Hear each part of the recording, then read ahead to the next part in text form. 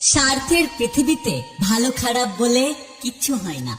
তুমি যার মন রাখতে পারবে তার কাছে তুমি ভালো, আর যার মন রাখতে পারবে না তার কাছে তুমি খারাপ।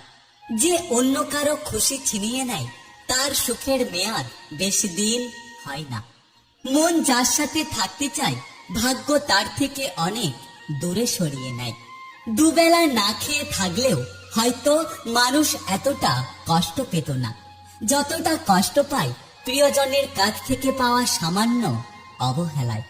যখন কারোর প্রতি ভালোবাসা বেশি হয়ে যায় তখন সেই ভালোবাসার সুখের চেয়ে কষ্ট বেশি দেয়। একটা কথা বলো তো, ভুলটা কোথায় ছিল?